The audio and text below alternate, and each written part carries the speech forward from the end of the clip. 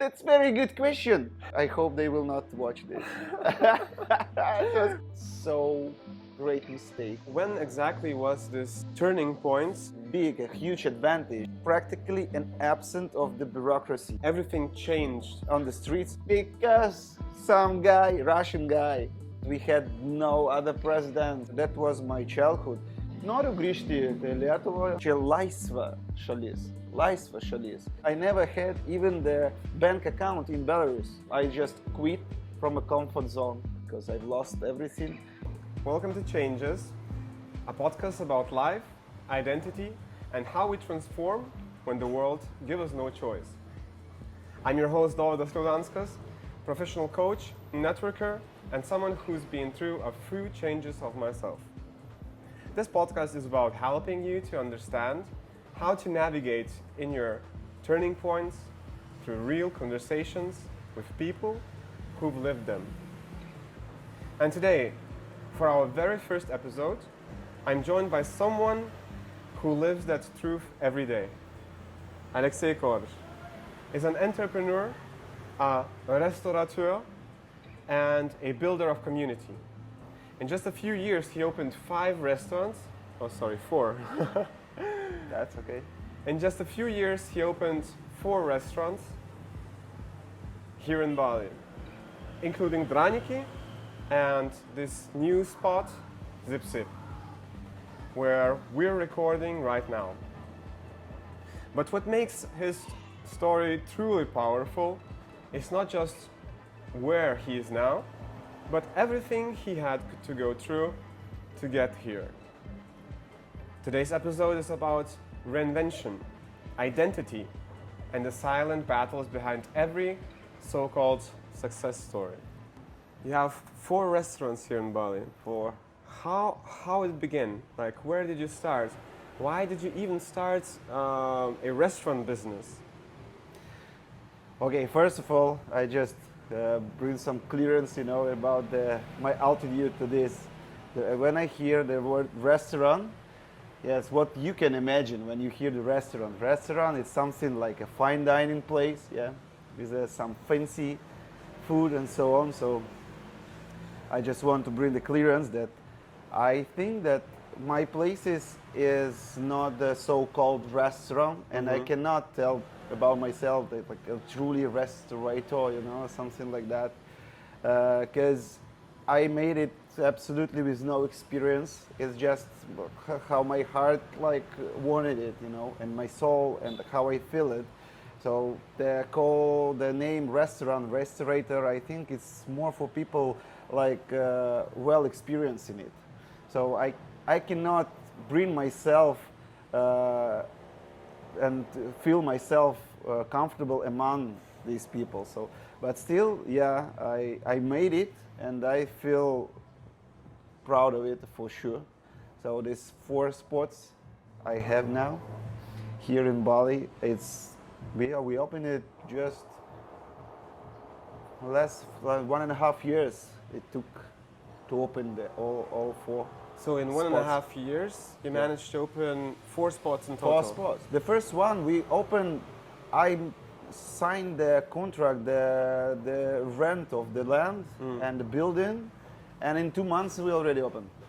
That's Yeah, crazy. that's crazy fast. So it's like, we, because we leave there everything like it was before. That's why I rented it fully. So you just rented the place and put your idea on that, rebranded it basically, and started a new business. Did you create your own team, or did you have team already? Here in Bali, I no team at all. So I just was super newbie here. So I know nothing here about the life here. I just came here for 2 months. Like the standard story here, I just fell in love in the island. That's okay. That's a romantic story. Happened with me as well, with me and with my family. I'm just an old school guy. I am not working IT or freelance or something like that. So that's why I wanted to make something, here, not just watching sunsets and going to yoga or something like that, yeah. And it was just a crazy idea to open the first Belarusian cuisine spot in Bali, because in Bali it's like now one of the main places in the world when the people from all the world, all the countries coming here. You can find any cuisine in this small island. Yeah, that's why why not? I always wanted to create something, to create some brand, to create something with what people will know, and to develop it. So when exactly was this turning point where everything changed? When you started to understand, I want to stay here? We came here for 2 months. We had no goal to stay here. We came here, we just spent here just 1 month or something like that, like a tourist. It was like absolutely touristic holidays, Yeah. And the second month, we started to live the routine, and I already felt it for myself that we already live everyday living, every day same time we waking up, same things we do, so it's becoming a routine. And I just try to analyze the routine here and routine in our countries, over there, and just so far that's better. This routine I like more. On this we've changed, and we decided to try to live here. So we just came back in Lithuania for 2 months, just to fix something issues and to close the questions we have there. And we returned after 2 months, and not living here until now. A similar thing happened to me too. Yeah. I came here and I had this idea of Bali as an island where just tourists go, get drunk. Yeah. Like basically the typical stereotype Australian guys do, like bintang tank tops, it's like Pattaya feeling kind of thing. And I never wanted to come here, actually. I never had the idea of even staying here. But as soon as I arrived, I started to understand that this place is just something different. Yeah. Here, you have heaps of entrepreneurs. You have a lot of different kind of people who have ideas, who actually want to build something like your own. And I fell in love also with the same idea of staying here. Also, when I understood that I have a routine. Yeah. I had this routine. I woke up, I went to the gym maybe, then had something to eat. Yeah, absolutely. During the daytime I worked a little bit, evening sunsets. It's a chill lifestyle. Yeah, for sure. No? And it's a little bit dangerous, for people. You just do not become lazy, That's crazy border between the business life and the lazy life, the island life. You should be in a balance with it. So that's because sometimes you just, it's so hot outside. I would better stay at home just with ACs, just watching something. That's it. That happens.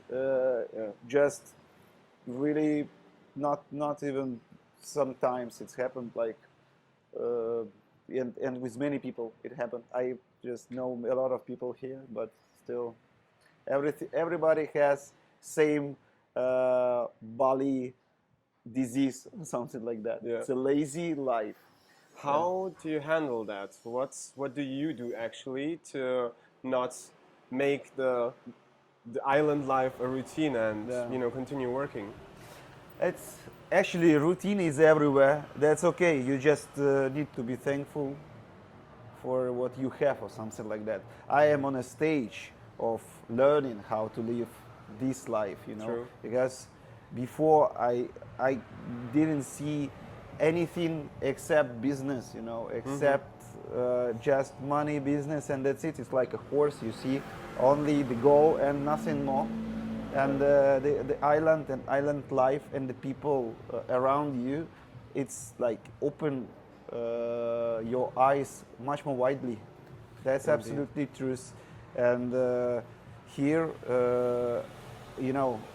this, of course, sometimes I'm just, I'm so tired of this.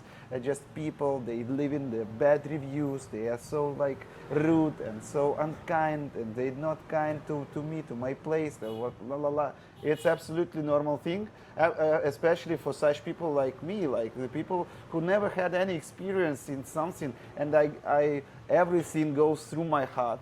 Everything, all the review, I trying to listen people, I trying to improve, and because my attitude to this is not like a business, it's like a child, I have 2 children, and the restaurants is like my children more, like I have more children, because you should growing up, you should develop it, you should always make something new, you should put something inside this place to make this place work. And the places works when it's like a really true story, yeah? So true, brother. Yeah. I'm actually at the same episode maybe of my life now, Yeah. like finding myself and actually doing what I want to do. Right. That's why this podcast is being started, because I want to do what I love, and I love to connect with people and help other people change, to escape this, you can call it system, maybe that we were Sure. born into, the whole indoctrination of being almost like a factory worker or just a number. And I want people to understand that there is more to life. If you actually find what you want to do deeply inside, what is your passion, then life is completely changed. Sure. Yeah? Absolutely. Absolutely. It's talking about this one. It's the dream you have, and everything. Like you just used the absolutely right word, the system. We were born, everybody from our countries, as you understand the difference between the west part of the world and our countries, the eastern part. Like people more free. That's you feel. I just after I came here, I started to understand the difference between the worlds we have, and the difference even between our neighbors, like from Belarus, like we have Russia and Ukraine and so on. Before I never never saw the difference, but we have a great, big, huge difference between the people. But absolutely, that's this so amazing thing, because people are so different, but we just coming together and live our life together and trying to build community. They're good and of a great and kind people, and it is the best place to find yourself, to find and to understand the difference that you are. Okay, just now here, this place helped me to understand that I must, understand my roots, where I came from. That Belarus is a good country, with a kind people, with well-educated people, and is good country. You should never ashamed of it. That's absolutely true. So I just want to send this message, to the small countries and to Belarusian people, to many people all over the world like that. So you should be proud of yourself and your country and your roots, and everything will be fine, yeah. And then you will be a little bit in balance with it, and the community will help you here for sure. Yeah. So you talk about your roots, Belarus. Yeah. And exactly in my mind, I have now a question that arises: is so why Draniki? What's behind it? Draniki. Draniki, it's my proudness, really. I just it's absolutely on the surface was, you know, because I'm from Belarus, but and I know how to make the Belarusian dish. It's a national dish. Everybody in Belarus knows how to make it, but so many families there. Every family make it makes it like other way, their own way. So I brought here the recipes of my family, of my mother, my grandmother, grandfather. It was funny thing because all the menu we created, I always was in touch with my parents, and they always like this. They even like video calls. It's, oh, I made this. Show me how to make it. Yeah. Yeah, and that was a great connection. Also, it was an idea also to show people to spread that everybody here in the island knows like a Russian community. It's like a separate, but and the Ukraine and something. But Belarus, there was no such place before. So, and I wanted to show here also that the Belarusian cuisine and a little bit of Belarusian culture as well. So, and it works even better than I could expect because this place brought me so many great people I know now. So that's the main thing I just can tell now what I have from this place. Because it's even our slogan in Draniki. It's like more important than Draniki, only people. It's like a fun thing, but it's really so. Yeah, so this place and this restaurant brought me to the so many great people. Even you. Yes, we just get acquainted with you through Draniki. Yeah? It was not so pleasant story for me, but still, now we are here. It's quite a funny story, actually. Yeah. I went to Draniki because I saw pictures on, I think, Google Maps about your restaurant having like šaltibarščiai, Lithuanian we have cold beef few soup. Lithuanian dishes as well. We brought it from And there. there was like kibinai. Yeah. And I thought like I need to try it out and give an opinion on that because I love Lithuanian food and I'm a hard critic on that. Yeah. So I came into the place, I ate, I had some issues with the food because, well, you are in Indonesia, in an island, and you don't have all the needed ingredients that would make it original, let's say. And I don't know what was with me that day, but I felt misunderstood or misrepresented by Belarusian cuisine making Lithuanian dishes. So I wrote a comment about what I didn't like on Instagram, and he responded very fast and told that he's sorry about the experience. He helped me to understand his position, and since then we started to talk. I came back when it happened. I actually was in Lithuania on my way to Latvia. There, business trip. My wife sent me this story of you, of your story in Instagram. Yeah, then I answered, and we just found a way. We've met then, and that's it. Never break again. So. You were telling me that you actually built a Belarusian community. What have you achieved with them? Like, what have you done? That's the Belarusian people here. A lot of people from Belarus live here. Not of course not so much as from Russia or from Ukraine as well, but still a lot of people. But Belarusian people is a bit close, they close inside themselves, you just, and this is a nation when you will not even understand because we speak Russian language, it's our national language, and most of the people speak only Russian language, and so this place actually helped a little bit from the people, from Belarusian people from the island to connect together. we just started to make how it happened. We just started to make some kind of parties in there. So the first one and the biggest one, when the Draniki became so-called popular place, Draniki, we made it like a national day in Belarus. It's widely celebrated since like ancient times. It's called like Ivan Kupala Day. It's very good traditions we have there.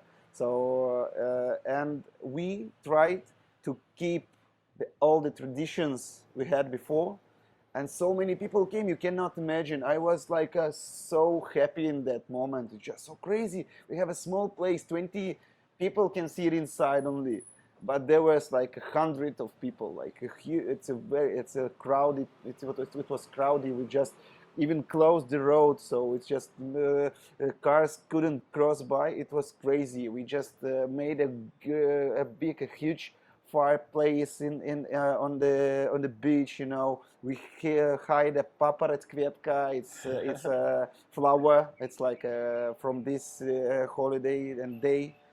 So crazy. It was really good. And after that, we already like wake up, and people started to know about the place, and always like reaction. What you do? What do you do here in the island? I say, I have a small cafe. How it called? Draniki. Oh, it's you, Draniki. It's always like such reaction.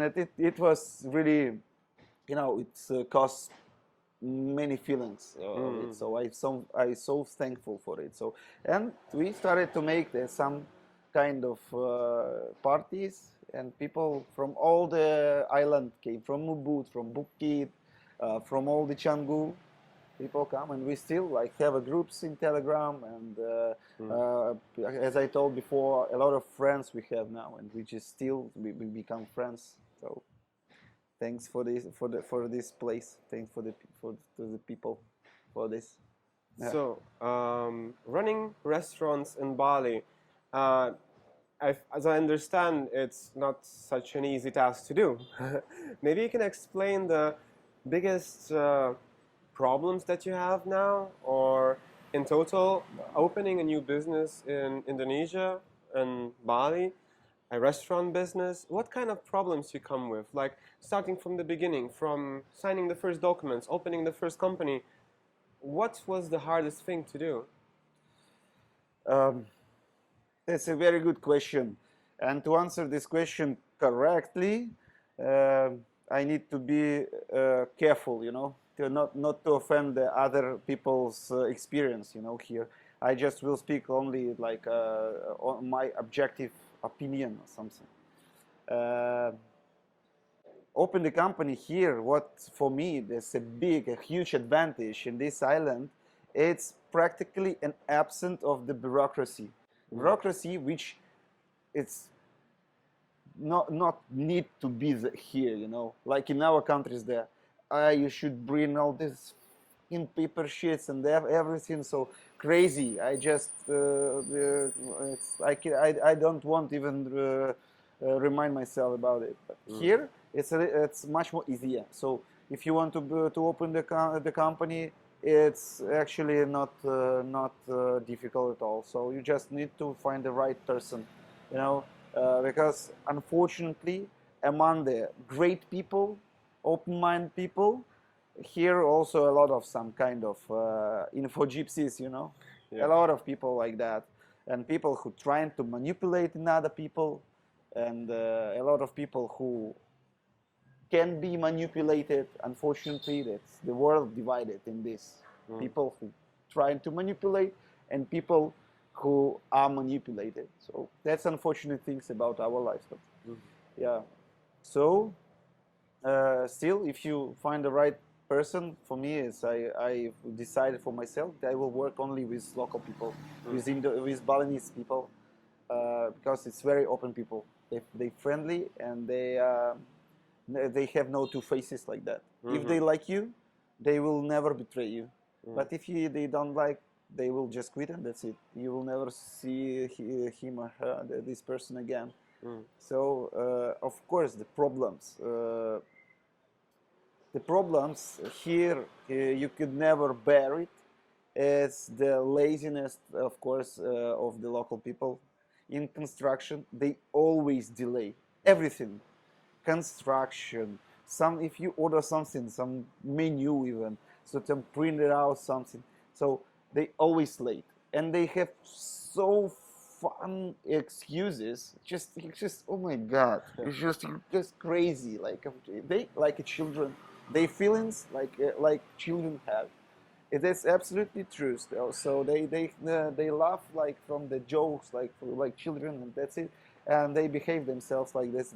This for me, it is the most the thing which I still cannot bear. You know, just and started like, okay, it's Bali, it's okay. Sometimes I make like that, but sometimes it just knock me out a bit from my calm life, yeah, and I'm becoming really angry on it because I cannot understand. They cannot explain it. I cannot understand, and that's the main problem here, for me. In the rest, if you follow the rules, if you pay taxes, if you make everything good and clear here, everything will be fine. Actually, just follow your dream and that's it. Don't do anything. If you're not sure about something, you should have some good lawyer here for sure, who will always so give you some advice or something like that. So that's but in general, in this place, open restaurant is much more easier than open restaurant in our countries as well. It's because of the bureaucracy. Yeah. Here, if you make anything correctly, if you not build they are building somewhere on the green zone or something, if you have a licenses for restaurant, for alcohol, you can work. Nobody will touch you. It's absolutely like that. So, yeah, but the rest, this island, we have everything here. Because that's why you just. That's why I opened Draniki. You know, I always analyzed it. If the island already had needed products, you know, like milk products, like a cottage cheese, yeah, and kefir, something crazy, a cream, sour cream. It's the products like from our countries. But here, people, Russian people, they're great. They already have a big factory and mill and everything we have here. If we compare like with Dubai, for example, they have it, but it costs like a fucking plane. Yeah. It's crazy. Yeah, this the 1 liter of kefir costs there like a 1 liter of like a gold label whiskey or something like that. It's crazy shit. It's yeah. So that's quite difficult there to make something like here. Here, much more easier because you can find anything, everything, because so people with great ideas, and because of the a little bit more easier to make it, the absence of bureaucracy allows people, everything it allows people to open such businesses and to follow their dreams actually. Yeah, that's why. I understand you coming from Belarus, but I had the companies in Germany, so we are almost like, I think, the capital of bureaucracy. Maybe Australia. As I heard, they're also very on that. I heard as we say in Germany, die haben einen Stock im Arsch. They have a stick in their asses. Yes, yeah. You know? Yeah. Very straight. Crazy. Yeah. I know a lot about Germany as well. I just spent 5 years learning German language and German culture as well. It's in my university in Belarus. Okay. Had no experience in speaking this language, but I can understand everything like that. Cool. The language. Like, you have a flu or something, yeah? Yeah, I'm dead. It's okay, no worries. Even in such islands where every day 30 plus, you still can get flu, yeah, and can catch a cold or something crazy. I think it's some bacteria or something. Yeah, the bacteria here is crazy. Yeah. They say that you need a minimum 1 year here to start to live like without any strange diseases or something, because the bacteria, so your body already like integrated fully in the bacteria among us, yeah. You need Because to get here the- the absolutely other bacteria here, so. We need to get the Bali bacteria. I mean, Yeah. I lived all over the world already. Like, I drank water from tap in Mexico. Oh, Like, crazy. they guys were telling me, like, yo, don't drink this water, you know, Yeah. it's crazy. And the place that I lived in, I lived at a poor area with in a very I've cheap never been. Airbnb, and the guy was drinking the water from tap, and I was like, "Is it all right?" He was like, "Oh yes, I drink it all the time. It's okay." So I mean, if you drink it all the time, fuck it. Yeah, it's okay. All the tea stuff. Yeah, It's okay. Yeah. yeah. At least I'm still okay. So let's rewind. Tell me, where the little Alexei grew up? How Oh. was life growing up in Belarus? Interesting life.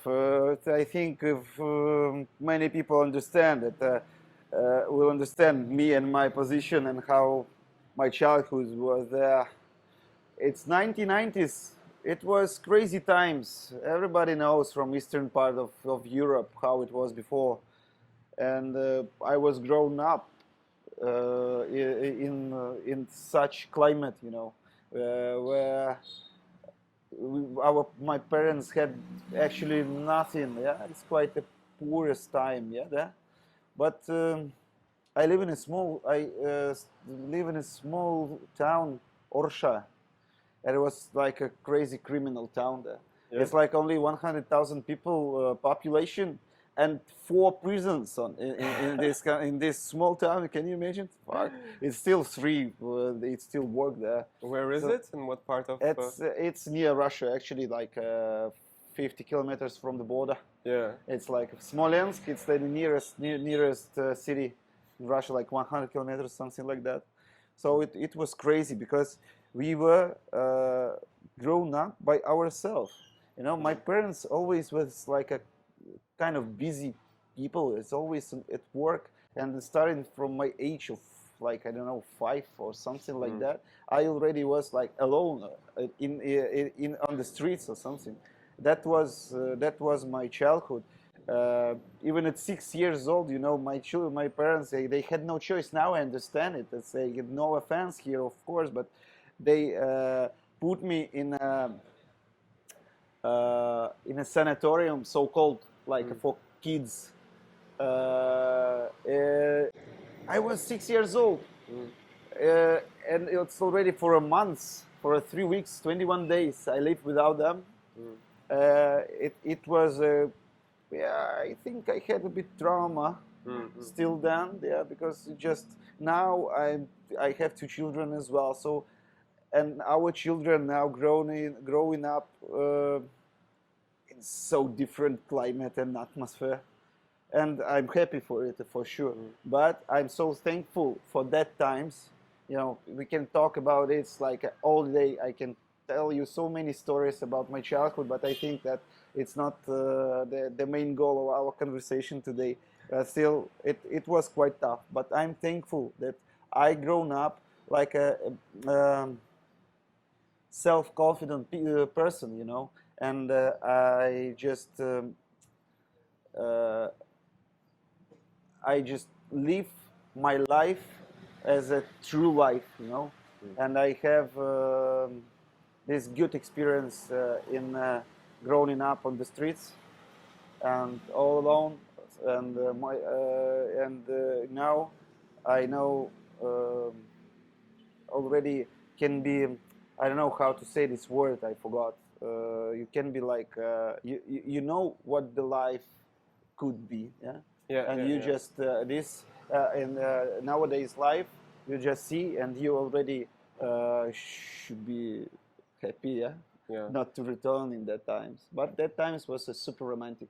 Now if you just see it with some kind of alcohol or something, you just can see it all the night long, you know.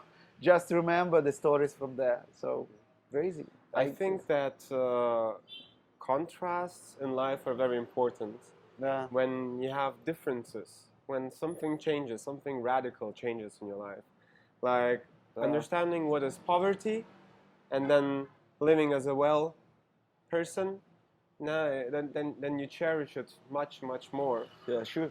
It's Absolutely. It just it's hard for some people to understand what other people experienced in life or what they can feel if they didn't have any contrast and Absolutely. changes. You started to value what you have. If you earn your money by yourself, really by the hard work, you started to value all the cent you have. So a lot of people nowadays just the money coming like from some crypto or something. It's just a lot of people, a lot of examples I have as well. So they just like in one day they become like a palm. I have $1 million. That's crazy. It's very difficult to bear it as well. If you just in one day you just become like a millionaire or something. Many people just break in as well. That should need to be balanced. Really. How many people that won the lottery just got bankrupt in the first year or so? Yeah, because they don't know how to handle a big sum of money. They don't know Absolutely. what to do with them. I mean, you start to buy expensive cars, then you put expensive fuel in that, and you buy a Rolex and whatnot, and you see that out of your, let's see, 1 million, what could have made your whole life happy, you could invest it somewhere. It just brought you some stuff, some material gains for today, and after a year you have to sell everything. Yeah, that's absolutely true. That's sad but true, yeah? Like the song, Metallica song, sad but true. So, what was your biggest dream when you were growing up? Like, as a child, have you imagined being a astronaut, or maybe you had another idea, wanted to be a cop, maybe? No, that's also interesting as well. I just also tried to remember this. I cannot remember that I wanted to be someone in particular, like an astronaut or like a cook, or the chef or something like that, or a doctor. I always, one period I wanted to be a military man like that. Yeah, because my father used to be a military man, and I'm so proud of him. So I just I wanted like all sons. They always want to be like their dads. Yeah. So that's absolutely normal. But when I was a little bit already grown up, like at 30 years old, I started to think only like that. I actually don't care how to work, where to work. I just want to close the question of money for me and my family, my big family. That's I always thought not only about me and like my wife and like my mother, my sister, all the big family I have. So I always wanted to close the question about money. I think that's probably the way of any businessman or entrepreneur.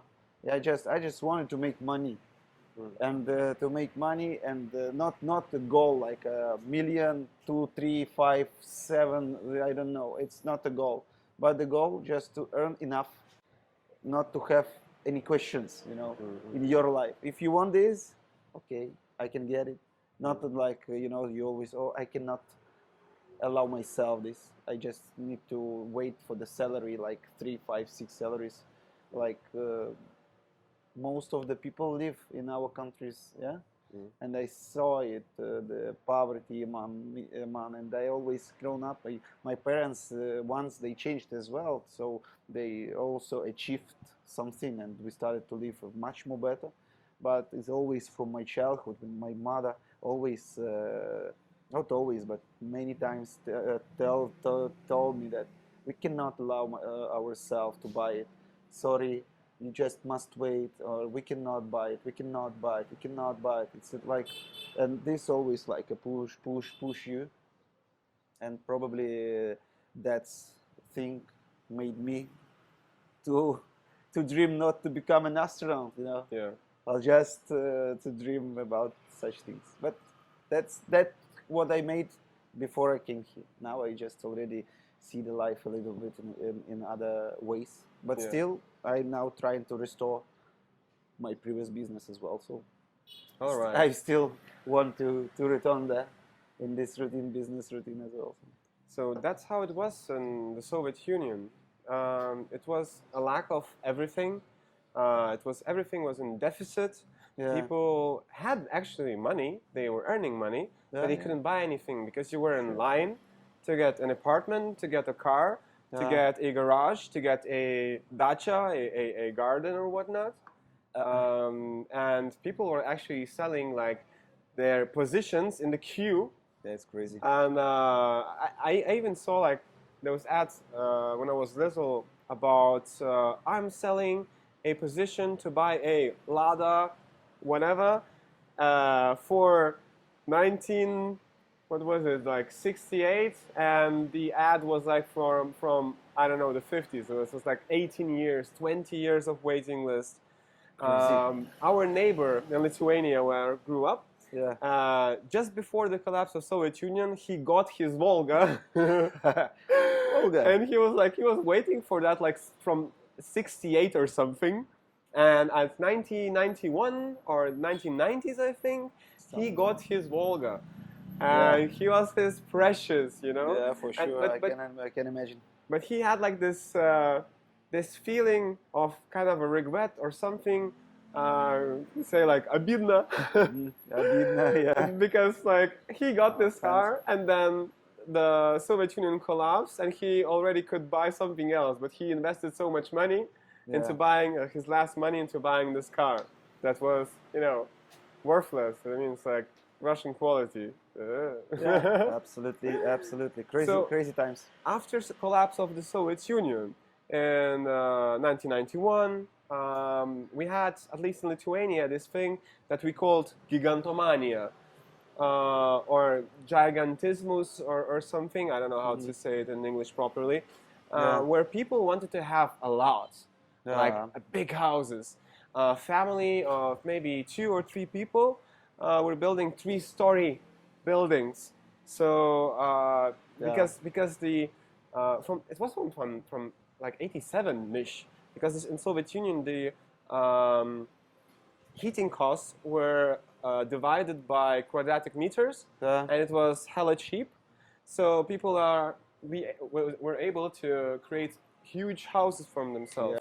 And after the collapse of the Soviet Union, nowadays nobody wants to live in those houses anymore because it's fucking huge. It costs a lot to sustain such a house, and most of the families were immigrated somewhere.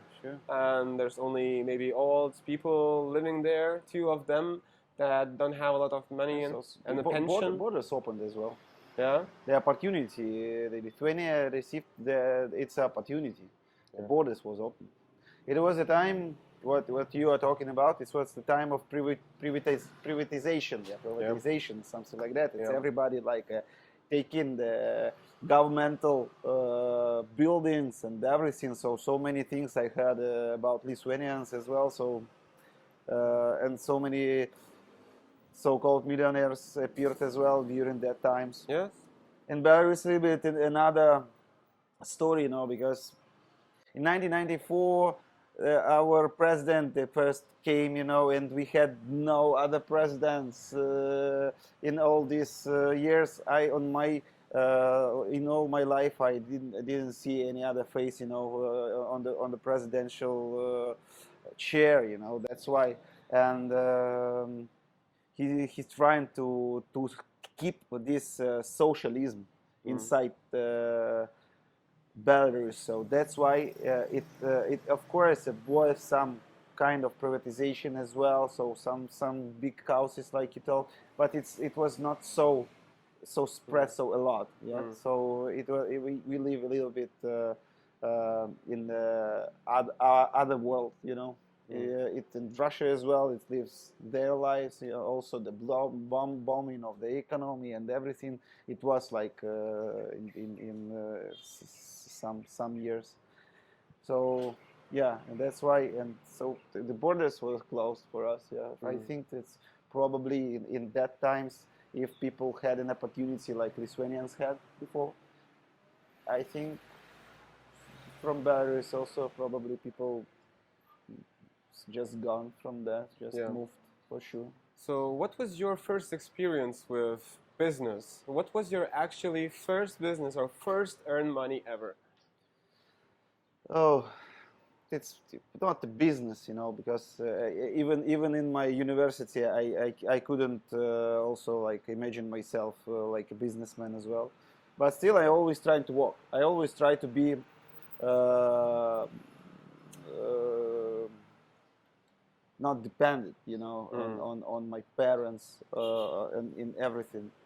And even from the first of my course in university, I started to sell the domophones. How it's called in English as well? It's like Home phone? home phones or something. It's like when you call from outside to get rich in the fuck it. We were living in the such a district in Minsk. It's so poor district. No these home phones at all.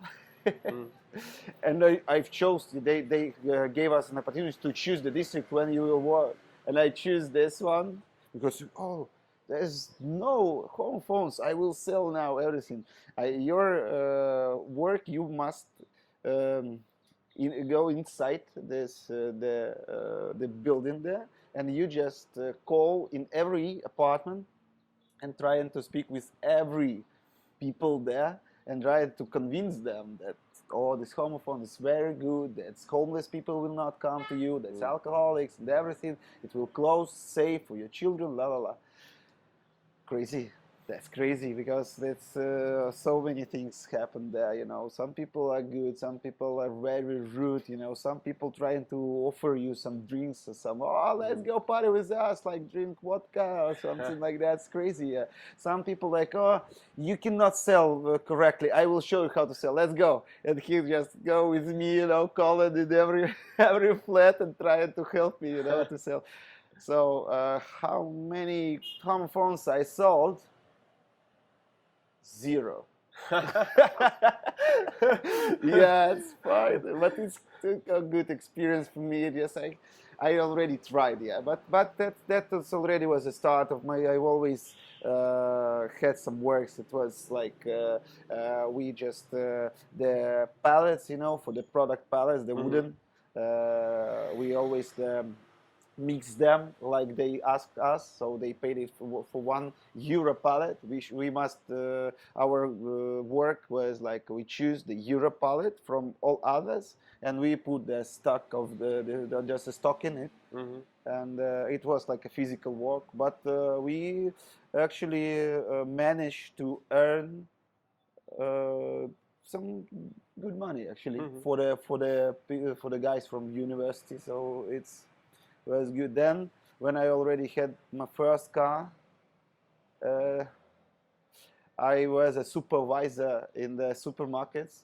It was like also interesting thing. It's like a promotions, when you just people standing there and trying to offer people to just try for free. Yeah. And it was like some bread or something like that. It's called Елizaveta. I now just can remember. And my work was like that.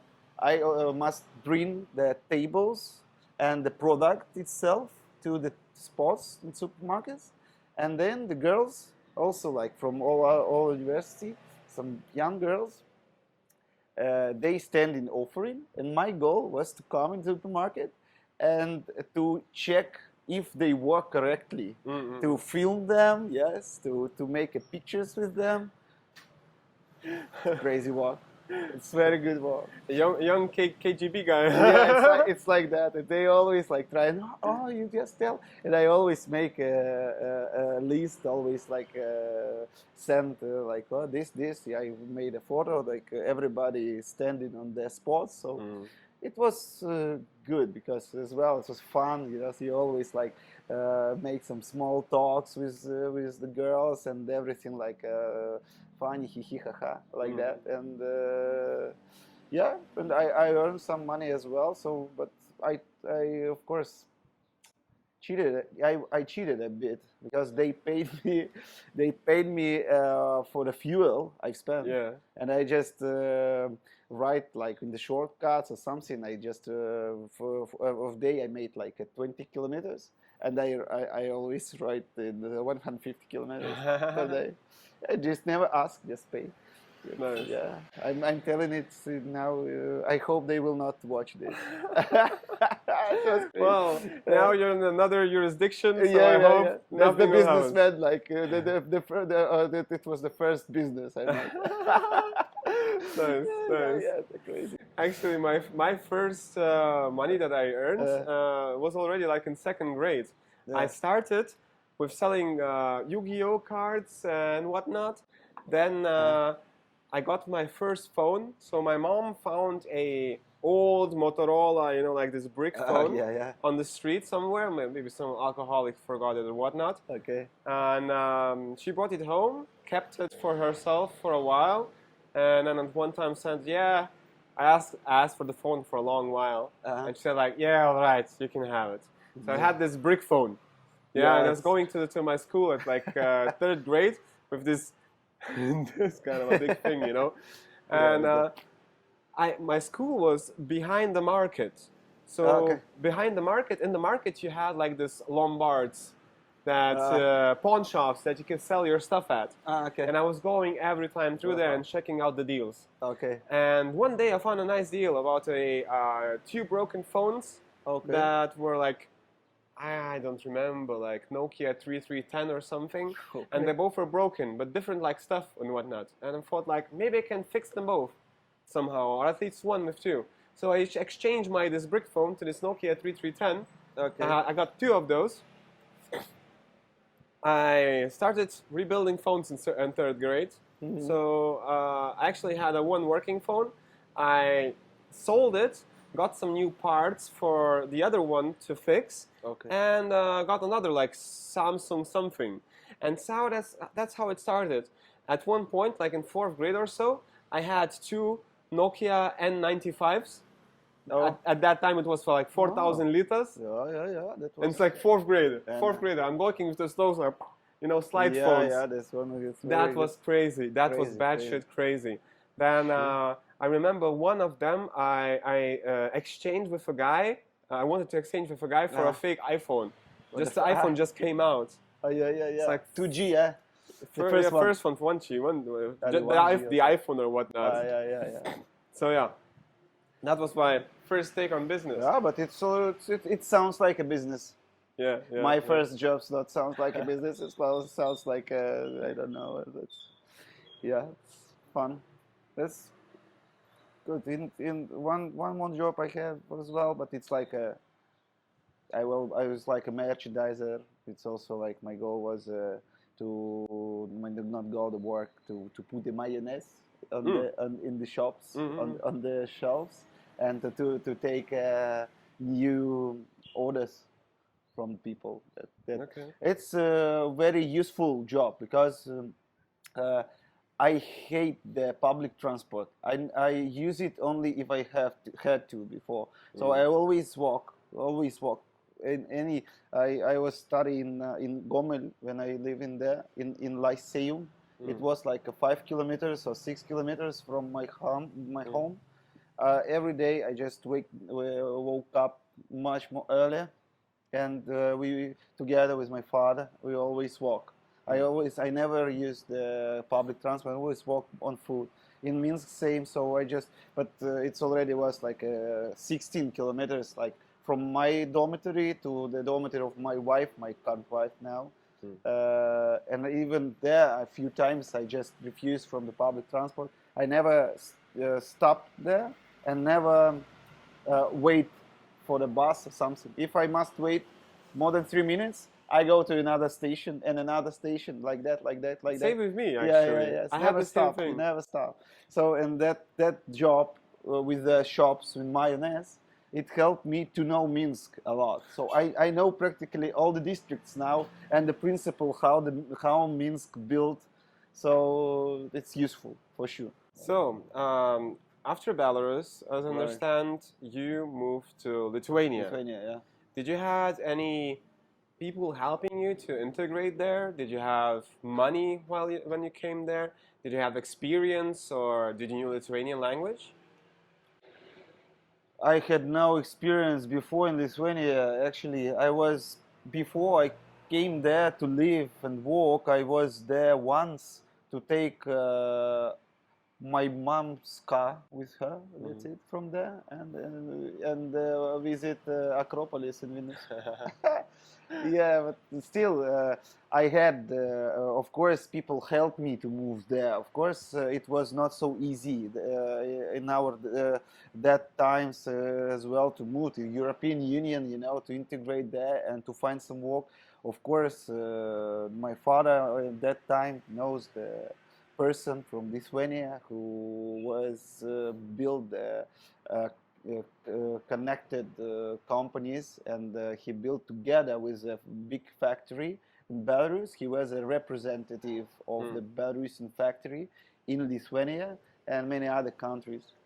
So that was a first step and the push of me to Lithuania, because I was studied in international relations department, and it was quite um,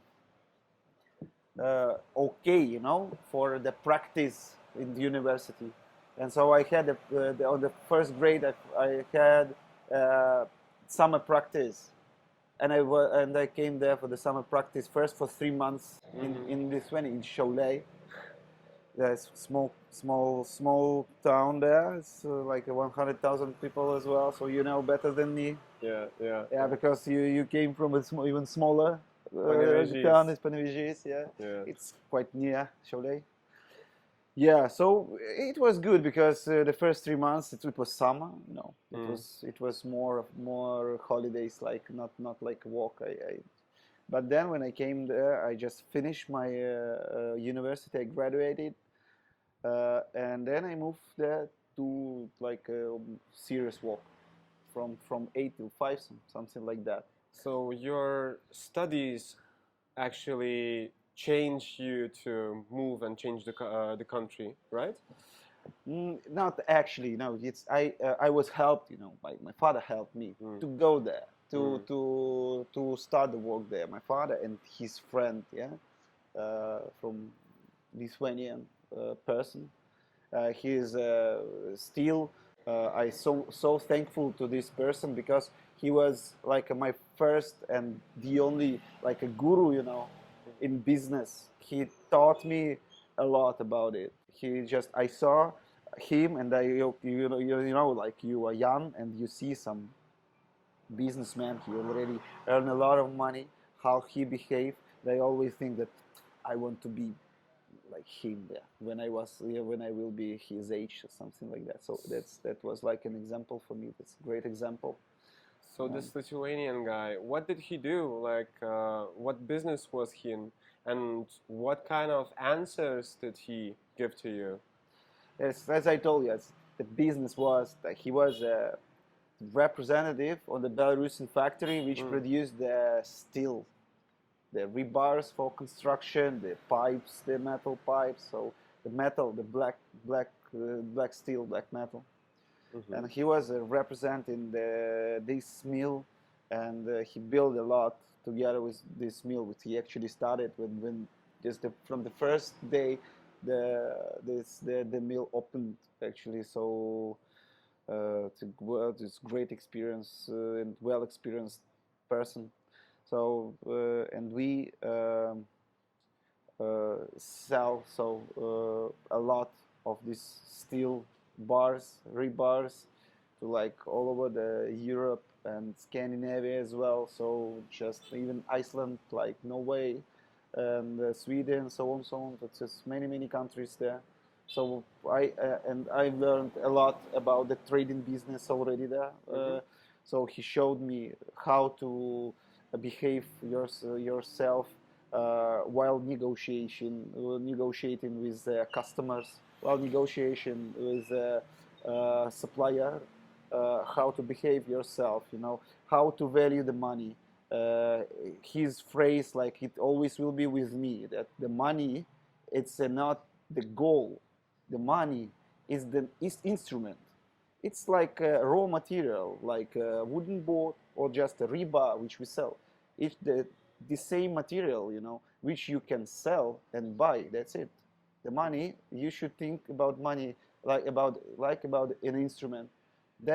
These words still with me and will be with me all my life. And these words I will tell my children, my friends, everybody. I don't know how many times I already told this phrase. So he helped me a lot. So, but I've spent in Cholet 4 years. It was crazy times. Actually, it was tough for a person, Russian-speaking person, live there. It was tough because nobody wants to speak with you. Nobody. It's crazy there. It was difficult to live. I tried to explain also to the people I know. So it's a bit mentally hard to live there, and mentally hard to plan your life and to build the future life with your family, children. You cannot imagine yourself there. So yeah, so that was the main reason why I actually quit from there. So I decided to quit by myself and move to Vilnius in such a small, already I had already some company together with some Lithuanian guy, actually. That's like a partner. But I had a great job. I have a very good salary, and already there, it's like if we compare in that times, when you are 23 years old guy, you earn like good money there. So I even had a car and apartment, everything. But I refused I just quit from a comfort zone to change for the better future. And bloody hell, I don't know how many times I thought that I just made so great mistake. Because when I moved from Cholet to Vilnius, it was the hardest time. The hardest time started, yes, for me. My money, everything was for my level of life. So because I've lost everything in just 1.5 years. So we couldn't receive the credit in bank because I made mistake there. So because I quit from the job and then I hired to the new job. And if you know, inside the Europe, if you want to receive the credit, you must show to the bank last 6 months of your salary. And I've changed the job. And if you change the job, everything from the beginning. And I came there, so crazy that all banks refused me. So we just must have, and all the business, we have a small business. It's nothing to talk about. It was like just an experience together with a Lithuanian guy first.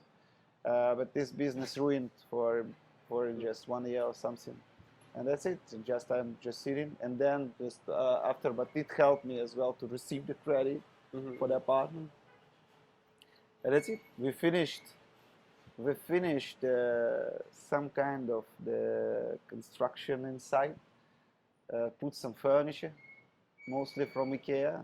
I remember now. And I said in September 2017, our daughter already was gone. And I said, with €0 in my pockets and on my accounts, just okay. Life. Now life will begin from the start. Yeah. And again, I returned to this guy from Cholet. He helped me again a lot because he gave me the money for start. It's if he didn't do it, I would never even open the company which I opened and actually succeed in January. So this all during these all parts, I just integrated in the society as well. So I come in Vilnius, I already could speak a bit Lithuanian language, so I already understand. So thanks to Cholet, actually, if that's you always should find the good sides, all the both sides. But it was tough, but still you have a good as well. If not Cholet, if I not spend there so much time, I would never know the Lithuanian language and never know the mentality of Lithuanians, because I have a lot of all my community there was the Lithuanian guys, Lithuanian families, and I always spent with them a lot of time. I saw their households and everything, how they behave. Look, it's all similar, to Belarusian household, everything, but still, it's still again, we different. My fellow Lithuanians, I have an idea. We want to bring back the Grand Duchy of Lithuania. And here's a plan. We take people from Cholet and move them all to Minsk. Then we conquer it. Yeah. Our fifth city should be Minsk. Then we go to Naugardukas. Naugardukas, the first capital of Lithuania, actually. Everybody knows that. And first capital of Lithuania was Kelme. Belarusian textbooks of Lukashenko last 30 years. That's okay. idea of his. Okay. We have a lot of those fucking Belarusians who say that there is no Lithuania. It's Litvins or something. Litvin, yeah. And they're calling Lithuania actually Samogitia, Žemaitija. That's total utter bullshit. Yeah. So last 30 years of Lukashenko's work and textbooks was crazy. Yeah, that was in our textbooks for sure in the school. So, did you ever had this moment? Well, fuck it, I'm going back. When I used to live in Cholet, I had such thoughts. I wanted to come back, but when I moved to Vilnius, it was like, oh yeah, we wanted it so much with my wife. Just Vilnius, it was our goal, and it was so close to Belarus. So I even didn't feel myself outside my country. So it was like in the balance between like a Lithuanian life, like more European life, and my life in Belarus. So my friends there. So when it was before all the wars and everything, all the conflicts, the borders was so easy to cross. I just could sit like in Vilnius, like in 2 hours, 2.5 hours, already in Minsk, sitting and eating something dinner with my friends, and just finish it, sit in the car, and come back to Lithuania, to Vilnius. We had trains, had buses. It was so easy. So in that times, I never thought about returning to Belarus. I live in Lithuania. I love Vilnius. I like it. My daughter growing up and already went in kindergarten. They're local. They're actually governmental, not some kind of a private school or something. Yeah, it's just a simple Lithuanian kindergarten with a Polish, Lithuanian, and Russian groups. Yeah, there's 3 groups there. There's Russian speaking, I mean. Yeah. Yeah, so I like to be there because I built everything there. Apartment, business. I had 7, 8 people working in my company. It's a trading company which I had. All of them was Lithuanians actually. So I built some better future for me, for my family. Yeah, I felt myself quite comfortable. So, if we're honest, have you ever felt like a second-class citizen in Lithuania? Just with these thoughts, you never live separate. It's always with you. Such was for sure. I always feel like that. Yeah. That's why again I always try to learn Lithuanian language, Lithuanian culture, Lithuanian behavior. To be among Lithuanians, to be interesting, or something like that. To have some general topics, to discuss. And of course, so that's why I always feel it, because everywhere you can find such people That's once it was like a story. Once in Vilnius, I already could speak a bit Lithuanian language, but I felt so bad that I have 41 degrees of the temperature, the fever, 41. I had a panic attack on the road. Even the ambulance came for me. I came in the clinic, Emergency room? emergency room, and I just all my thoughts. I cannot even speak, even Russian language, but I just few words like just help me because I feel so bad. I told it in Russian language because my in that time, and this, oh, you speak Russian, you live here, you see, you have residency, you must speak Lithuanian, you must. It's like it. Oh, everywhere such situations happen before, so that's why I should. But already like on the last years, in the general topics, like I told, like in shops, in restaurants, in clinics, and some small talks, I had no problems. So I felt myself already comfortable. Yeah. I understand what you had to went through because me myself, I went to Germany when I was 14 with my mother and my stepfather, and I had to integrate into their society. Not speaking a single word of German, it was hard. At first, it was a lot of misunderstandings, a lot of anger against me, and discrimination. Yeah. So I think it's like in every country that you go, you are confronted with that kind of things. If you're not integrating into the society, as soon as you show at least that you are willing to do something, you don't need to be perfect, but at least to show others that, okay, I'm trying to be respectful to your culture, I think everything changes. Same as here in Bali. If you at least know a few words like thank you, hello, how are you, that's very simple to learn. Absolutely. And especially like here in Indonesia, in Bali you have a different language. It's not Indonesian. You have Balinese. And I'm speaking more Balinese than Bahasa Indonesia. So the locals are even more open to me when I have to negotiate for some deals that are important, to negotiate some prices for real estate and whatnot. Sure. So you should understand and respect the people which you in the country where you live.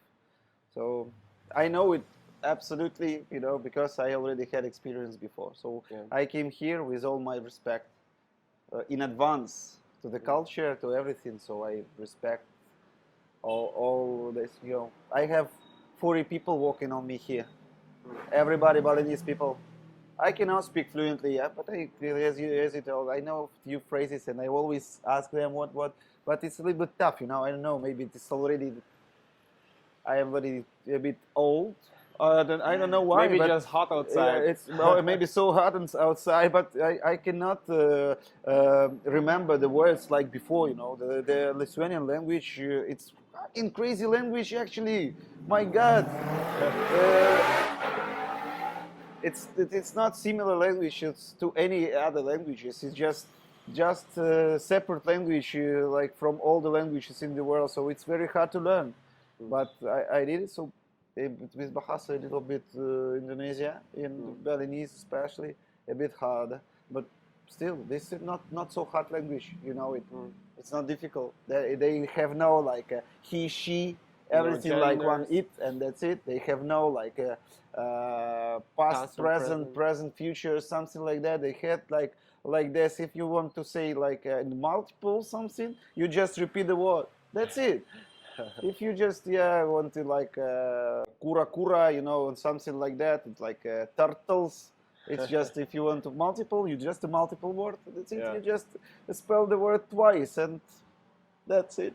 You will multiple. It's crazy, but still, I'm just struggling myself to learn how to speak, because if you have 40 people working on you here, I think they already want you to speak with them their language. So it's my goal for this year to start somehow to speak it. So how does it feel to be a Belarusian dad whose daughter says that she is Lithuanian. Yeah, crazy.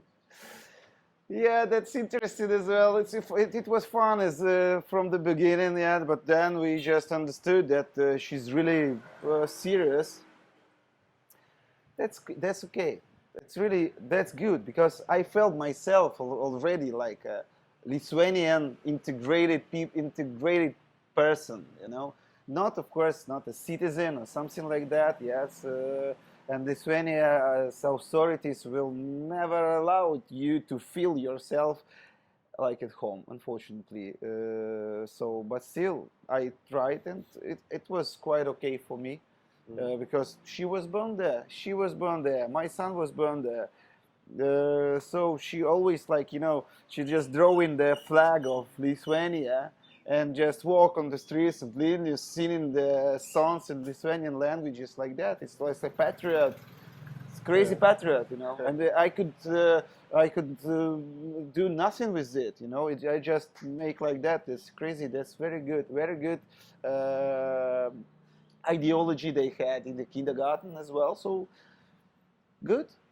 I was quite good, but now she started already talk about herself like Belarusian girl. Yeah. Yeah, because I told, because she is already quite grown up enough, and I told her absolutely true story what happened with us in Lithuania, why we had to move.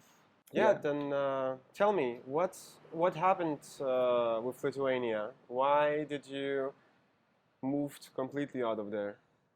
Oh yeah, that's this question. It's always like, for me, it's like, I always feel so crazy, so unfair. Always, it's like, for me, I always cannot uh, just live with it, because I still think that it's absolutely unfair. Just, it was like when we moved here first time, when the war started in 2022, and okay, I was dealing with the products, the wood I selling, and the metal as well. So the nails for pallet production. So it was quite good business, and this was growing like a lot. Good. So I had great plans. My son was born 12th of March 2022, and I remember the day I was inside the clinic, and my manager called me that, did you see the news? So no. Okay, that's it. We under sanctions. All our products under sanctions. And they gave 3 months to finish the contracts, and that's it. It's everything stopped in one day like that. Okay, and I think I'm sure that this place helped me to escape from the depression or something like that, which for sure would gonna be if I stayed there in Lithuania, just sitting and doing nothing, or trying to cheating. I am not a person who cheat. I am not manipulator. I am not a speculant. I just want to earn the money like I did before. It's B2B business. It's my business. It's old school business, but I like it. And I have a friend here who lives here, and he just told me that, hey bro, I already built a house. I bought a house, and I just moved there. But I have another villa. It paid until the January, the end of January.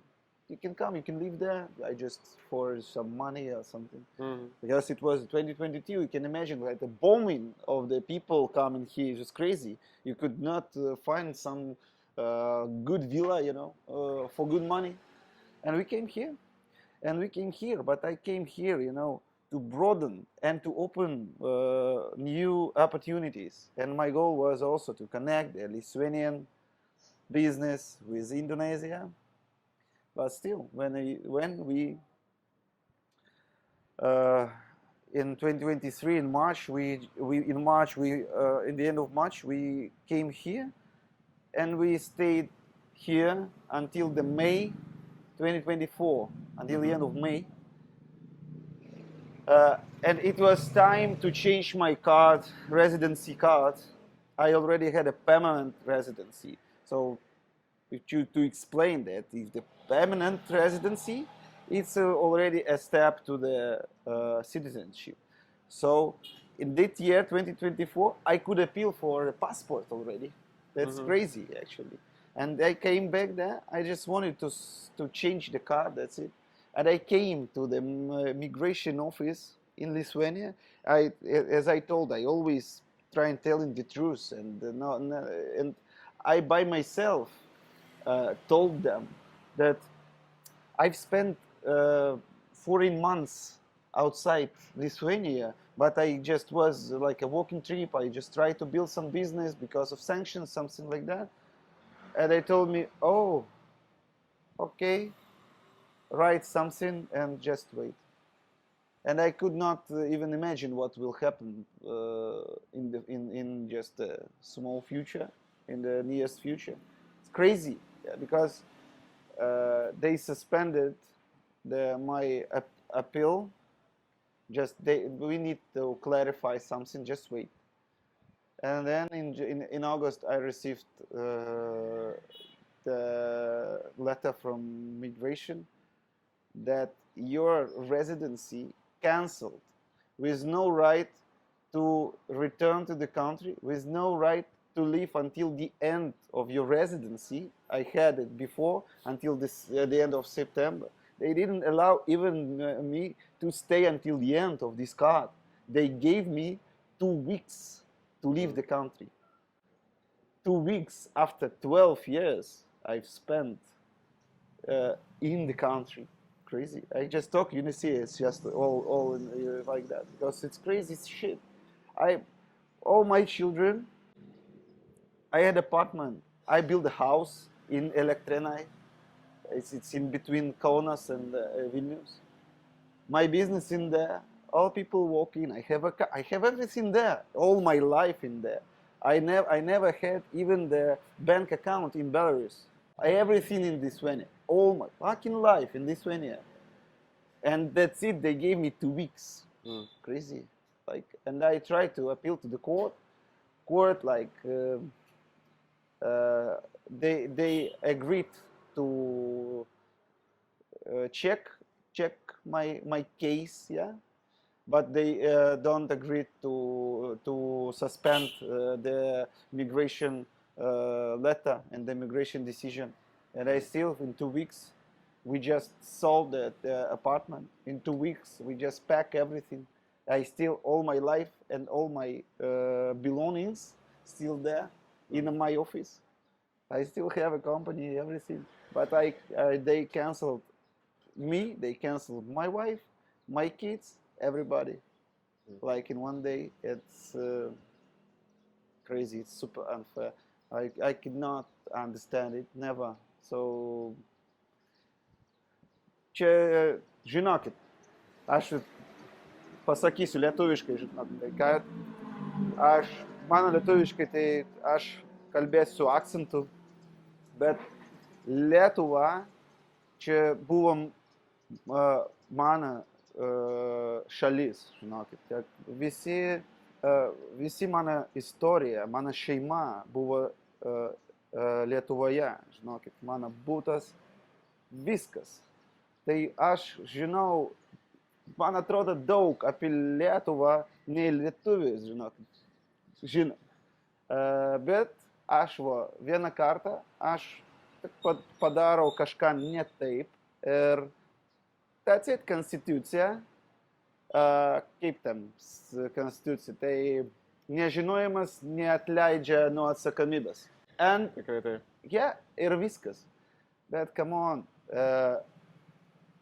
visa gyvenimas čia yra. Ir dabar, aš dabar sėdžiu čia su Dovydas, su žmogus iš Lietuvos. Ir aš noriu pasakyti, kad čia neteisingai ir neteisėjas. Ja? Neteisingai. Tai jeigu aš ir galiu kažką pasakyti dabar ir paprašyti, žinokit, tik tai kažką support, kad aš noriu grįžti į Lietuvoje ir aš sakau, kad visada čia mano gyvenimas bus čia. 12 metai čia daug. Aš turiu dabar ir įmonę turiu, ir mano namas Elektrėnuose. Viskas ten. Tai va. Ir aš žinau, tai labai sunku kalbėti lietuviškai. Kalbėti šitais žodžiais ir viskas. Bet aš noriu atgal. Kol kas. Ja, o kas buvo sunkiau? Buvo prarasti materialinius dalykus kaip būstą, biznį, ar labiau gal praradimas būti, kaip pasakyti, savo namuose, būti savo vietoje, kurią laikai savo namais? Tai antras, man atrodo, todėl, kad, žinok, aš išvažiavau iš Baltarusijos. Baltarusija čia socialinė tokia šaly. Ir aš visada su Lietuva buvo kaip čia laisva šalis. Ir žmogus čia visada pagelbėt. Gelbėsi. Ir čia buvo mano nuomonė, žinokit, apie Lietuvą ir kaip authorities, lietuviškas. Ir šita buvo pas mane čia labai neteisingas, neteisingas. Ir aš negaliu nieko pasakyti, žinok. Ir dabar ir sunku kažką emocionalinį sakyti lietuviškai. If you would look at everything now in retrospective about all of your life, do you think you lost something or did you gain something new? I always try to think, like I told before in our conversation, to find something good. I always try to find something good, because if you always just see bad things, your life will never be happy at all. So it's just from my story, if you listen, you can find a lot of not so good things happened, but I always try to find something good. And in general, I am thankful for everything what is going on with me. And I think that it's more advantages than disadvantages in what happened now. So this place and all what happened with me helped me to understand my roots, as I told you. Understand and don't be ashamed, I came here the first months I always, in people, the English-speaking people, I mean community, Europeans, I always tell them before that I came from Lithuania, like that. As I told it like first year or something.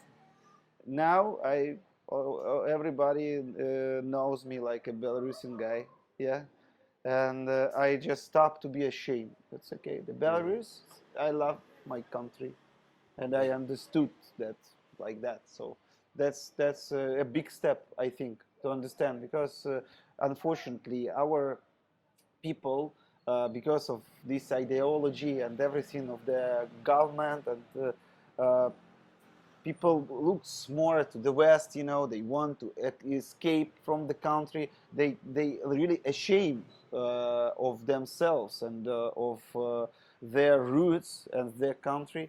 So I want to struggle it. I've just started from myself, and I hope probably my story will help someone to rethink their altitude and everything. I think it's very important not to be ashamed of who we are, Sure. but just show maybe others what we can do. Sure. Absolutely. Actions speak more than words. Absolutely. So just being a good person, you're already showing Absolutely. how Belarusians truly are, maybe in themselves. Sure. Yeah, and as much as people like you we have, the better the world is, right? Absolute truth.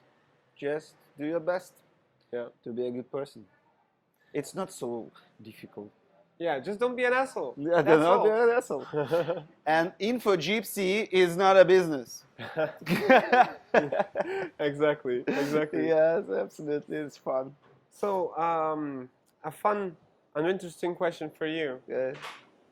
If your daughter, your kids would watch this podcast in 10 years, and your younger you, could tell them something now for the future. I mean, they will be already grown-ups, kind of, now, or like in late puberty, right?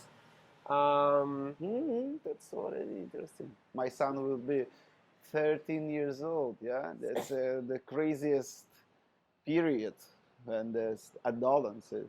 So your son doesn't know you yet, let's say, yeah? Actually, What can you tell about your today's yourself to your children, and maybe give an advice for further life?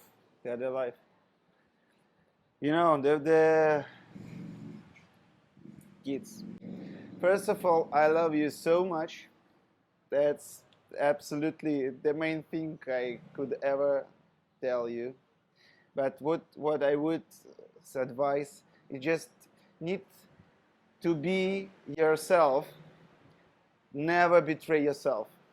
That's the very important thing in your life. Don't listen to others. Don't allow people manipulate.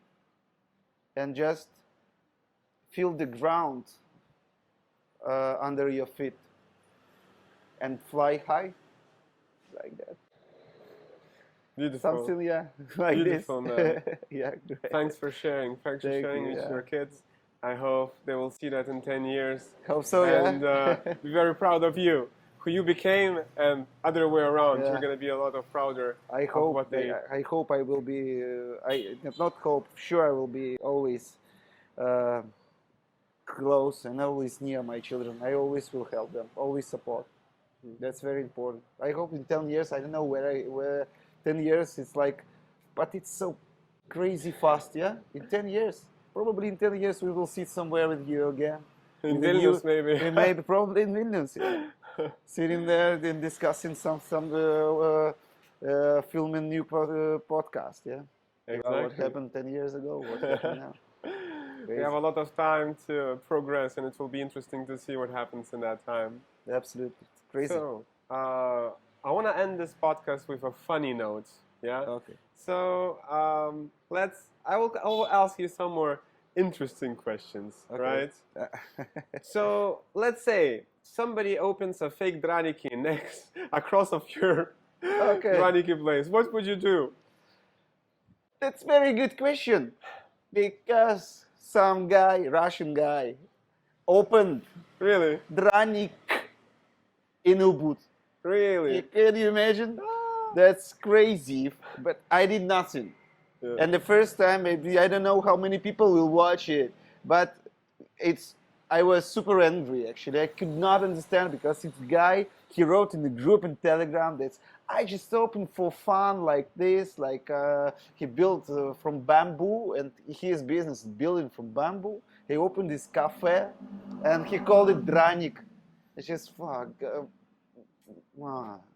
You just first you just should check, yeah, just check it, yeah, on the maps. But I did nothing, and I would never do nothing, because I already know the value of my Draniki. Draniki already took its place in here, and that's the great proudness of myself as well. So I think that Draniki will work, because people who knows me and people who know the place, they know that we will always improve, and we will always work from our heart. And all my team, not only me, my wife and my family, all my team, the local people, it's all the family. I never behave myself like boss. It's all they all friends. So I'm not afraid of it. If people, it's just a funny. It's just a fun. It's if it even I think will help even, because you already have some fake or something. It's crazy because some people came there to him, tried it, and they put the note of us in Instagram. Really? Yeah, so a few Nice. times it happened. We just wrote, it's not the truly Draniki. It's not the Belarusian cuisine spot, please. Please, Draniki, come in there. That's how you know that the place that you have is actually good. When people try to fake it. Yeah, and copy I absolutely had an experience in it as well. You should be my proud. plan now, I am already on a stage of register a brand to make this so nobody can use it. Cool. It was an advice from my lawyer as well. Yeah, so, Nice. yeah. Another question. So, which one is harder? Getting your first customer in Bali or getting a Belarusian to smile? For sure, it's to get a customer because Belarusian people they always smile. It could be smile, a sad smile or a happy smile. Yeah, sorry, but Belarusian people is always optimists. It's the more I never saw people like a Belarusian people so more optimistic like this. They live in any situation. They could live like cucarachas, like a cockroach. They will always survive. We will always find the way to survive. Yeah. It's all about Belarusian people for sure. All the Belarusian people will watch it. They will understand me for sure. Yeah, I mean, it's the same. If North Koreans or Belarusians, if you live in the system, you have to be a fucking hard person to be able to survive that. Yeah. Because the stuff that happens there, it's just crazy. Crazy, absolutely. Yeah, but good question. So, if Zip Zip was a dating app, what would the bio say? It of course would be like try not to come. That's a good one. That's a good one. Yeah. I mean, also for the dating app, and also as a slogan for the brand. For the brand, yeah. That's a good one. I'm trying to make it, but it's quite people. Not many people understand, but who understand, it's very fun. You know what I'm talking about. Try not to come. Or cheesy vagina, we have the booger. Very good burger. Yeah. I recommend that. Come. I think we're gonna get at least one of those after this session, right? For sure. So, complete a sentence. You are not a Belarusian until you have... Until you have a Lithuanian residency.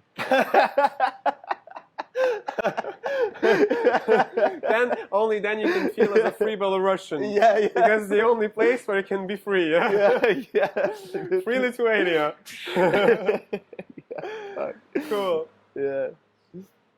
So, you have very interesting dishes in your menus. You have interesting dishes here, also in Draniki, very traditional, right? Which dish would describe you, your personality the best? The first thought is like a cheesy vagina. It's crazy. But I think it's probably here in Zip Zip it would be like a cheesy vagina because it's me like always trying to feel fun, to find something fun, and to touch and to make everything fun because I just really like to smile and laugh and everything like. But in Draniki, I could say that it would be breakfast. the Belarusian breakfast, big Mm-hmm. one, because I also created this story of creation of this dish. It's like all of the life I had before, the party life or something, and I came in Draniki. I remember like it happened just a few minutes ago. I came with a great hangover. Just oh my gosh, you always want to eat something. And I just we had some samples from suppliers like sauerkraut, like sausages and something, and I just said I wanted something oily, fat, and I just put everything in one plate. I ate it and said, "Fuck, that's my dish." And I put it in the menu 1 week, and it became one of the popular. Now it's just the first after sirniki in the second place. It's the most popular dish in Draniki. I think Because if it's I a was a story. dish in Draniki, I would be the Draniki pot with chicken and sour cream. Yeah, Yeah, that's the thing that I always order there. It's just a bucket full of Draniki, the hash browns, and a cream sauce, like sour cream sauce, special sauce with fucking chicken even on top. You have a fucking, Mushrooms. like chicken, mushrooms, and Yeah, thank can you, you imagine? thank you. You It's can very, imagine very, like the sour cream. Oh, yeah. it's very cool because you try every dish, like new dish, and if it's like, oh my god, you bomb in your head. That's some dishes like we have in like machanka, nalisniki in there is so like from your home, like a grandma made. You made it first time, you tried it, and oh my god, it's exactly the taste I used to feel when I was a child. That's crazy. That's the goal of this place for sure. To people come there and feel themselves like home. That's the thing. Nice. Yes, that's a very Um, good question. what's one Bali's business trend you don't like? Oh, it's for me. It's simple question. Because it's develop business and for all these trends for developing. Uh, because like each second person, like, what do you do? I build villas. What do you do? I build villas. What do you do? I build villas. And it's just crazy. And everybody built villas. Everybody built something, and that trend is becoming a bit uh, Oversaturated? yes, it's absolutely and boring. It's already boring. If you had a conversation with someone, of course, some guys who built here a lot and they already took their place under the sun, Balinese sun. It's of course, but a lot of people just making it, and I don't know why. If you ask them the questions why, they would even they couldn't even answer you why. Just because everybody doing it. Yeah. I will do it because everybody doing it. Yeah. So that's the reason. And my goal now also, probably sometime next time we will talk about it as well. So I would try to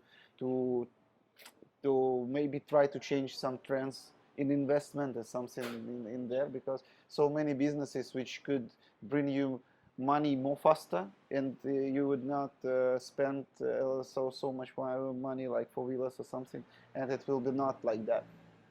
I build villa because everybody will build villas. With restaurants, it's quite same actually, but if you really believe and truly believe and you have a dream, that's business. Yeah. It is not business. That's work is more interesting than just buy villa. Yeah, I mean, I love food too. Yeah. So I'm keen on having a restaurant myself, but I think at that moment I would just get really fat again. Yeah, that's problem absolutely sure. Now yeah, one period I had such a problem. So now I just already try. Okay, Yeah. cool. So to finish it up, For those who are watching this podcast now, for people who are maybe in a moment of changing, maybe starting a new career or wanting to change something in their lives, but they're afraid, could you give some motivational words on how to change their lives, how to step this step and get out of this comfort zone? Yeah, the motivation words. Everybody has their own mind, yeah, and everybody thinks about themselves. I just hope that people will watch. If they watch this one, if they will watch, they will understand on my example. You know, that's you should never be afraid to step ahead. It's because step ahead, it's not a step back. You know, it's always like that. The comfort zone, it's crazy, but when you come out from this comfort zone, it's you become to live your life, live a life. In comfort zone, it's already you just spending days. That's it. But they, just make a step, and you will see that in future, the life will bring you back everything.